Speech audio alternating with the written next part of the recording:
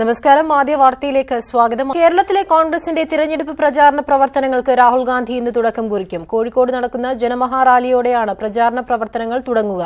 കോൺഗ്രസിന്റെ സ്ഥാനാർത്ഥി പട്ടികയുടെ കാര്യത്തിലും ഇന്ന് ധാരണയുണ്ടാകും. തൃശൂർ രാമനിലയത്തിൽ മുല്ലപ്പള്ളി രാമചന്ദ്രൻ, രമേശ് ചെന്നിത്തല, ഉമ്മൻചാണ്ടി, മുകുൾ വാസ്നിക് എന്നിവരുമായി രാഹുൽ ഗാന്ധി രാവിലെ കൂടിക്കാഴ്ച നടത്തും. വിവരങ്ങളുമായി എൻ ശ്രീനാഥ് ചേരുകയാണ്. ശ്രീനാഥ്, ഇന്ന് രാഹുൽ ഗാന്ധിയുടെ കാര്യപരിപാടികൾ എന്തെല്ലാമാണ്? നേതാക്കളുമായുള്ള കൂടിക്കാഴ്ച അതെപ്പോഴാണ്?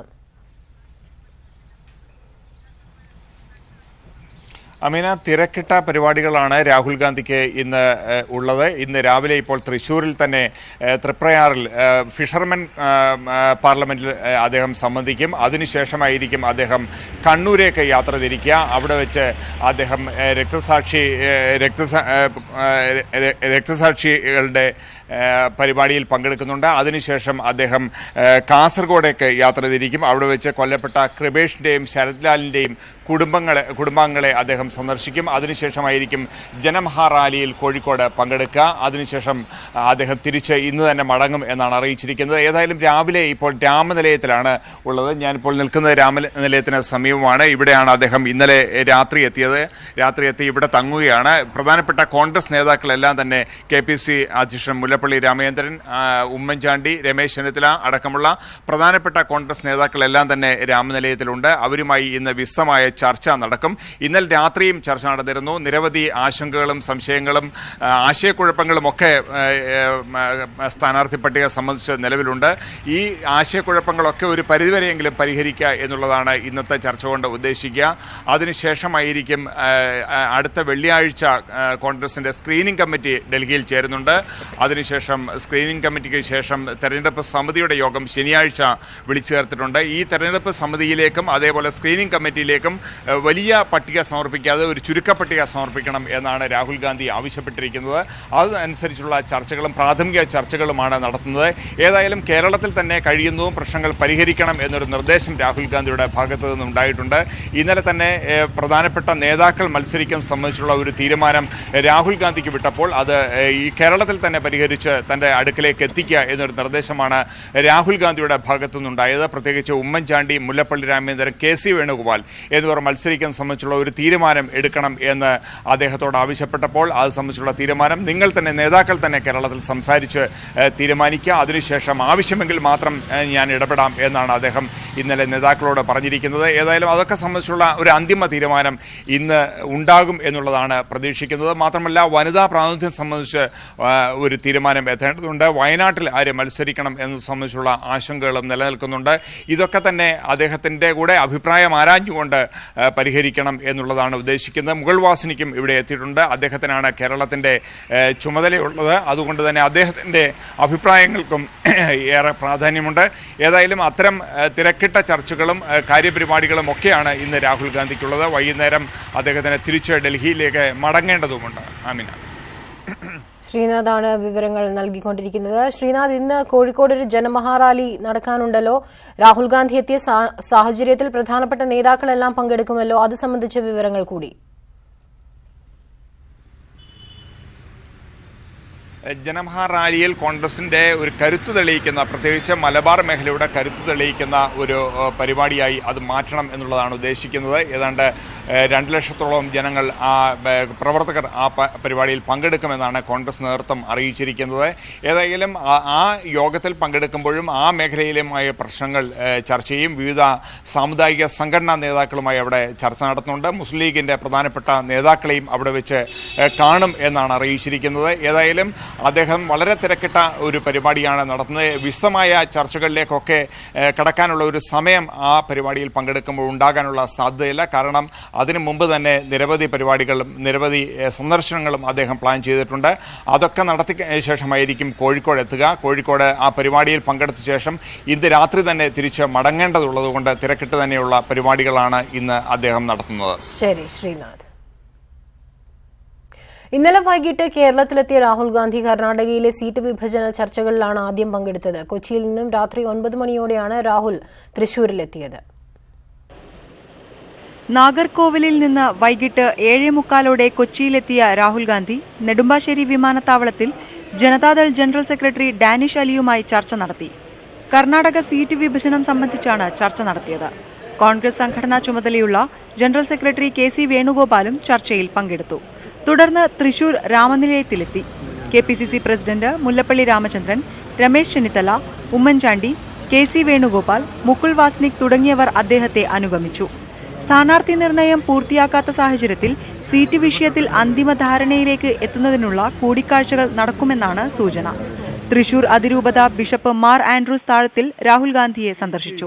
തൃശൂർ, ചാലക്കുടി സീറ്റുകളിലെ സ്ഥാനാർത്ഥികളെ സംബന്ധിച്ച് തീരുമാനമാകാത്ത സാഹചര്യത്തിലാണ് ബിഷപ്പിന്റെ സന്ദർശനം. ഞാൻ ഗ്രീറ്റ് ചെയ്തു, എല്ലാ ആശംസകളും പറഞ്ഞു.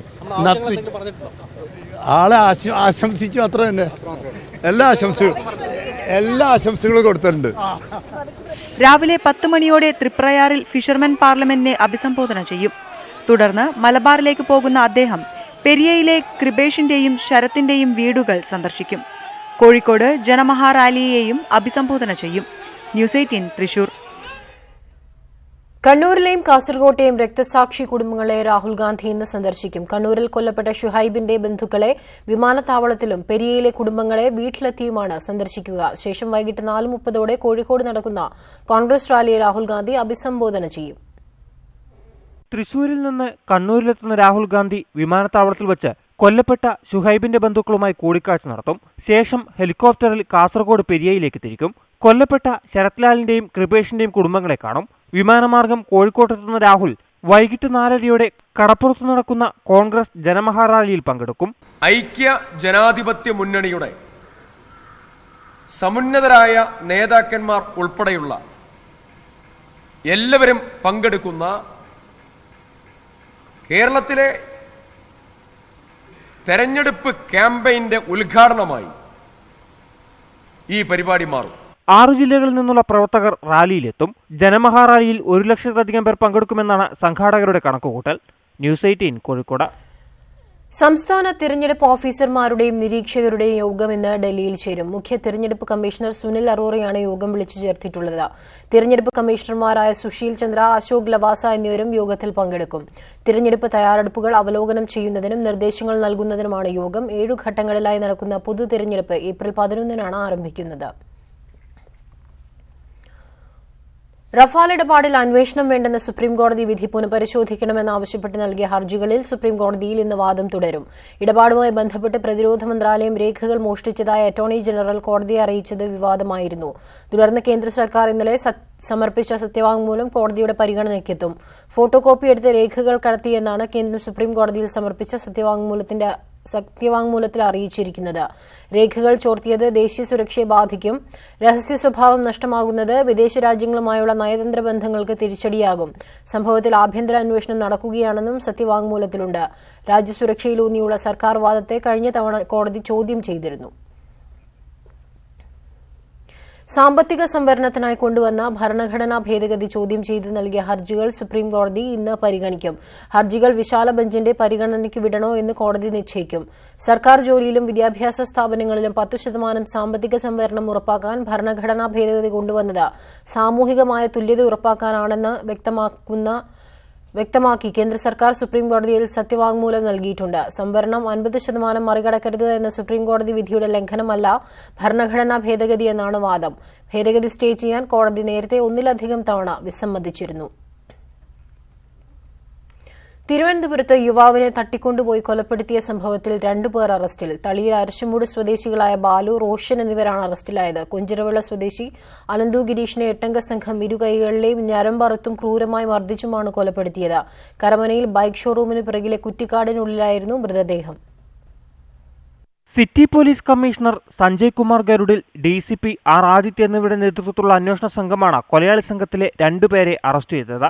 തളിയിൽ അരിശുമൂട് സ്വദേശികളായ ബാലു, റോഷൻ എന്നിവരാണ് പിടിയിലായത്. കൊഞ്ചറവിള ക്ഷേത്രത്തിലെ ഉത്സവവുമായി ബന്ധപ്പെട്ട് ഇരുവിഭാഗം യുവാക്കൾ തമ്മിൽ നടന്ന അടിപിടി തട്ടിക്കൊണ്ടുപോകലിലും പിന്നീട് കൊലപാതകത്തിലും കലാശിക്കുകയായിരുന്നു. ചൊവ്വാഴ്ച വൈകിട്ട് 5:30 തളിയലിലെ ബേക്കറിയിൽ നിന്ന് അനന്തുവിനെ 8-അംഗ സംഘം ബൈക്കിൽ കയറ്റിക്കൊണ്ടുപോയി. യുവാവിനെ കാണാനില്ലെന്ന് കാട്ടി ബന്ധുക്കൾ കഴിഞ്ഞ ദിവസം കരമന പോലീസിൽ പരാതി നൽകി. തട്ടിക്കൊണ്ടുപോയവരുമായി ബന്ധമുള്ള യുവാക്കളെ ചോദ്യം ചെയ്തപ്പോഴാണ് കൊലപാതകത്തെക്കുറിച്ച് വിവരം ലഭിച്ചത്. തുടർന്ന് നടത്തിയ പരിശോധനയിൽ കൈമനത്ത് ബൈക്ക് ഷോറൂമിന് പിറകിലെ കുറ്റിക്കാട്ടിൽ മൃതദേഹം കണ്ടെത്തി. ഇരു കൈകളിലെയും ഞരമ്പ് മുറിച്ച നിലയിലായിരുന്നു. ശരീരമാസകലം മുറിപ്പാടുകളുമുണ്ടായിരുന്നു. സംഭവ ദിവസം ഉച്ചയ്ക്ക് 1:30 പ്രതികളിലൊരാളുടെ ജന്മദിനാഘോഷം നടന്ന സ്ഥലത്ത് വൈകിട്ട് അനന്തുഗിരീഷിനെ എത്തിച്ചായിരുന്നു കൊലപാതകം. കൊലപാതകമാണെന്ന് പോലീസ് ആദ്യം തന്നെ സ്ഥിരീകരിച്ചു. സംഭവവുമായി ബന്ധപ്പെട്ട് കസ്റ്റഡിയിലുള്ള കൂടുതൽ പേരുടെ അറസ്റ്റും പോലീസ് രേഖപ്പെടുത്തും. അറസ്റ്റിലായ ബാലു, റോഷൻ എന്നിവർക്ക് പുറമെ ശരത്ത്, വിനീഷ്, വിഷ്ണു, സുമേഷ്, കുഞ്ഞുവാവ, അരുൺ ബാബു എന്നിവരും കൊലപാതക സംഘത്തിലുണ്ടായിരുന്നു. മറ്റു പ്രതികളെയും ഉടൻ പിടികൂടുമെന്ന് അന്വേഷണ സംഘം വ്യക്തമാക്കി. ന്യൂസ് 18 തിരുവനന്തപുരം. പോലീസിൽ ഭവന വായ്പ അനുവദിക്കുന്നതിൽ മുൻഗണനാക്രമം മറികടന്ന് ക്രമക്കേട് നടത്തുന്നതായി പരാതി. തുക അനുവദിക്കാനുള്ള പട്ടികയുടെ കാലാവധി ഈ മാസം 30-ന് അവസാനിക്കുമെന്നിരിക്കെ നടപടികൾ ഇഴഞ്ഞു നീങ്ങുന്നതായും ആക്ഷേപമുണ്ട്. സർക്കാർ ജീവനക്കാർക്ക് പൊതുവിൽ അനുവദിക്കുന്നതാണ് ഹൌസ് ബിൽഡിംഗ് അഡ്വാൻസ്. അവസാന അലോട്ട്മെന്റിലെ 2000-ഓളം പേരിൽ 200-നടുത്ത് പോലീസുകാരുണ്ട്. അടിസ്ഥാന ശമ്പളത്തിന്റെ 50 ഇരട്ടി വരെയോ പരമാവധി 20 ലക്ഷം രൂപയോ ആണ് അനുവദിക്കുന്നത്. വർഷം തോറും തുക നൽകുമെങ്കിലും ഇത്തവണ പ്രളയത്തിന്റെ പശ്ചാത്തലത്തിൽ നടപടികൾ നീണ്ടുപോയി. അർഹരായവരുടെ പട്ടികയുടെ കാലാവധി ഈ മാസം 30-ന് അവസാനിക്കും. ഇതിനിടെ മുൻഗണനാക്രമം മറികടന്ന് പലർക്കും തുക അനുവദിക്കാൻ പോലീസ് ആസ്ഥാനത്ത് വഴിവിട്ട നീക്കമുണ്ടായെന്നാണ് പരാതി ഉയരുന്നത്. ADGP എസ് ആനന്ദകൃഷ്ണന്റെ പരിഗണനയിലേക്കാണ് അപേക്ഷകൾ എത്തുന്നത്. ADGPയെ മറികടന്ന് മറ്റു ചില ഉദ്യോഗസ്ഥരാണ് പട്ടിക അട്ടിമറിക്കുന്നതിന് പിന്നിലെന്നും ആക്ഷേപമുണ്ട്. മുൻകൂറായി ലഭിക്കുന്ന തുക തിരിച്ചടച്ച ശേഷം സാവകാശം പലിശ നൽകിയാൽ മതിയെന്നതാണ് പദ്ധതിയുടെ ആകർഷണീയത. മുൻഗണനാക്രമമനുസരിച്ച് തുക ലഭിക്കണമെങ്കിലും പട്ടിക അട്ടിമറിക്കപ്പെടുന്നത് കാരണം അർഹരായ പോലീസുകാരുടെ വീടെന്ന സ്വപ്നം നീണ്ടുപോവുകയാണ്. മുഖ്യമന്ത്രിക്കും DGPക്കും ഉൾപ്പെടെ പരാതി നൽകാനുള്ള തീരുമാനത്തിലാണ് അർഹരായ പോലീസുകാർ. VV Vinod, news 18 Thiruvananthapuram.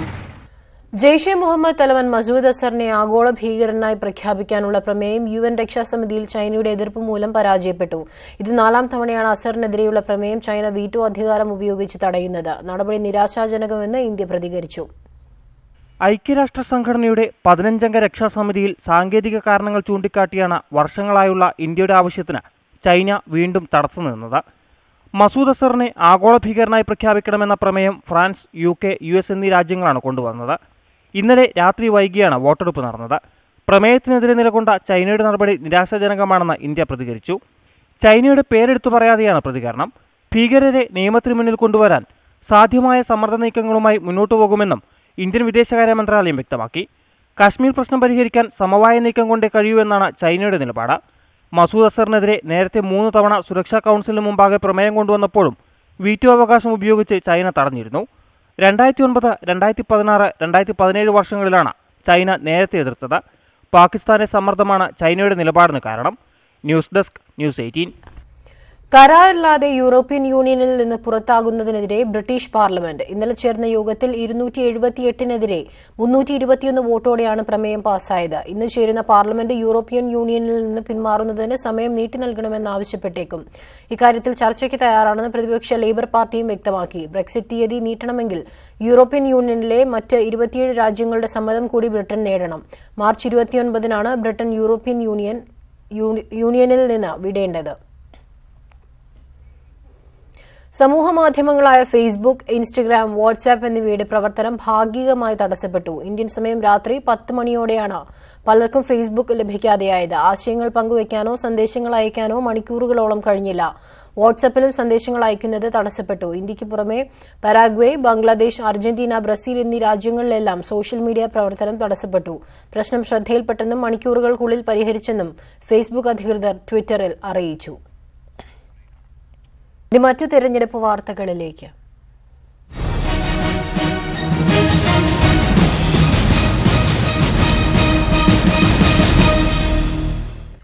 പഠിച്ചും പോരാടിയും നടന്ന ക്യാമ്പസിൽ വോട്ട് തേടി സ്ഥാനാർത്ഥിയെത്തി. വളാഞ്ചേരി MES കോളേജിൽ മലപ്പുറത്തെ LDF സ്ഥാനാർത്ഥി VP സാനു എത്തിയപ്പോൾ ക്യാമ്പസിനും ആവേശമായി.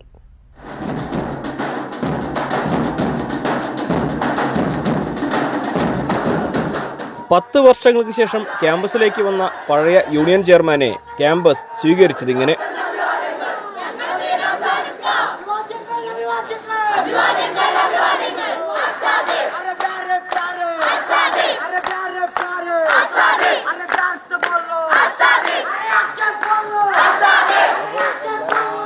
VP സാനു ആദ്യം പോയത് പ്രിയപ്പെട്ട അധ്യാപകരുടെ അരികിലേക്ക്, പിന്നെ പ്രിൻസിപ്പാളിന്റെ റൂമിൽ അല്പസമയം, ശേഷം ക്യാമ്പസിലെ പുതിയ കൂട്ടുകാരുടെ മുൻപിലേക്ക്. 2006-09 കാലത്ത് ഞാൻ ഇവിടുത്തെ സ്റ്റുഡൻ്റ് ആയിരുന്നു.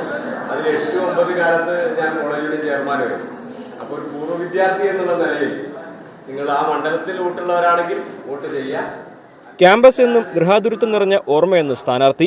പ്രത്യേക സന്തോഷമുണ്ട്. കാരണം ഞാൻ പഠിച്ച കോളേജിൽ ആദ്യമായി ഞാൻ പൊതുതെരഞ്ഞെടുപ്പ് അല്ലെങ്കിൽ ഒരു കോളേജ് യൂണിയൻ തെരഞ്ഞെടുപ്പിന് അഭിമുഖീകരിച്ചതും വിജയിച്ചതല്ല ഇവിടെ നിന്നാണ്. സാനുവിന്റെ ജയം അനിവാര്യമെന്ന് ക്യാമ്പസിലെ പിന്മുറക്കാർ. പണ്ട് മുതൽ തന്നെ ഏരിയ സെക്രട്ടറി ആയിരുന്ന് അഖിലേന്ത്യാ പ്രസിഡന്റ് ആയിട്ടുള്ള ഒരാളാണ്. അപ്പോൾ എന്താണെന്ന് വെച്ച് കഴിഞ്ഞാൽ ഗ്ലാമറിനേക്കാൾ ഞങ്ങൾ ഏറ്റവും കൂടുതൽ നോക്കിക്കാണുന്നത് ഞങ്ങൾക്ക് അങ്ങനെ ഒരു വിദ്യാർത്ഥികൾക്കിടയിൽ നിന്ന് തന്നെ അങ്ങനെ ഒരു MP ആവാൻ സാനുക്കാക്ക് കഴിയുകയാണെങ്കിൽ വിദ്യാർത്ഥികളുടെ ഒരുപാട് കാര്യങ്ങൾ നമുക്ക് എക്സ്പ്ലോസ് ചെയ്യാനായിട്ട് സാധിക്കും. കോളേജിലെ ഒത്തുചേരൽ കേന്ദ്രമായ ചീനിച്ചൂട്ടിൽ സാനുവിനൊപ്പം ക്യാമ്പസും ഒന്നുചേർന്നു. സെൽഫി ചിത്രങ്ങൾ പകർത്തി. അപ്പൊ എന്നെ കിട്ടില്ല. ഓക്കെ എല്ലാവരും ഇല്ലേ? പിന്നെ ക്യാമ്പസ് നൽകിയ ഊർജവുമായി സാനു വീണ്ടും പ്രചാരണ തിരക്കിലേക്ക്. ന്യൂസ് 18 വളാഞ്ചേരി. ലോക്സഭാ തെരഞ്ഞെടുപ്പിനുള്ള സ്ഥാനാർത്ഥി പ്രഖ്യാപനം അനിശ്ചിതമായി നീളുമ്പോൾ സ്വന്തം നിലയിൽ പ്രചാരണം ആരംഭിച്ച പ്രവർത്തകർ. എറണാകുളത്തെ സിറ്റിംഗ് MP KV തോമസിനും UDF കൺവീനർ ബെന്നി ബെഹനാനും വേണ്ടിയാണ് ചുവരെഴുത്തുകൾ ആരംഭിച്ചത്. എറണാകുളം മണ്ഡലത്തിന്റെ ഭാഗമായുള്ള ചെറായിയിലാണ് KV തോമസിനായുള്ള ചുവരെഴുത്ത്. മണ്ഡലത്തിൽ സ്ഥാനാർത്ഥി മാറ്റത്തിനായുള്ള ചർച്ചകളൊന്നും പ്രവർത്തകർ അറിഞ്ഞ മട്ടില്ല. പ്രചാരണവുമായി മുന്നോട്ട്. എറണാകുളം ജില്ല തെരഞ്ഞെടുപ്പിൽ നമ്മുടെ സ്ഥാനാർത്ഥിയായിട്ട് നിൽക്കുന്നത് KV തോമസ്. നമ്മളെ പ്രവർത്തകരോട് പറഞ്ഞിരിക്കുന്നത് അങ്ങനെയാണ്. ആ ഒരു ധാരണ വെച്ച് തന്നെ ഞങ്ങൾ പ്രവർത്തനം ആരംഭിച്ച് ചുമരെഴുത്തും വാൾപോസ്റ്റുകൾ ഒട്ടിച്ച് ഇങ്ങനെയുള്ള പ്രവർത്തനം നടന്നുകൊണ്ടിരിക്കുകയാണ്. ചുവരെഴുത്തിനെ കുറിച്ചുള്ള KV തോമസിന്റെ പ്രതികരണം ഇങ്ങനെ: സ്ഥാനാർത്ഥിത്വം വരാതെ ആരുടെയും പേരെഴുതാൻ പാടില്ലെന്ന് വളരെ ശക്തമായിട്ട് പറഞ്ഞു. ചാലക്കുടി മണ്ഡലത്തിന്റെ ഭാഗമായുള്ള കാലടി മറ്റൂരിലാണ് പ്രവർത്തകർ ബെന്നി ബെഹനാനായി ചുമരെഴുതിയിരിക്കുന്നത്. മണ്ഡലത്തിൽ നിന്നുള്ള സാധ്യതാ പട്ടികയിലും UDF കൺവീനർ ഉൾപ്പെട്ടിട്ടുണ്ട്. കേന്ദ്ര നേതൃത്വത്തിന്റെ തീരുമാനമെത്തും മുമ്പ് പ്രവർത്തകർ ചുവരെഴുത്ത് തുടങ്ങിക്കഴിഞ്ഞിരിക്കുന്നു. ഔദ്യോഗിക സ്ഥാനാർത്ഥി പ്രഖ്യാപനമെത്തുമ്പോൾ പേരും മുഖവും മാറ്റേണ്ടി വരുമോ എന്നാണ് ഇനി അറിയേണ്ടത്. ചെറായിൽ നിന്നും ക്യാമറമാൻ പ്രശാന്ത് മംഗലശ്ശേരിക്കൊപ്പം MS അനീഷ് കുമാർ, ന്യൂസ് 18.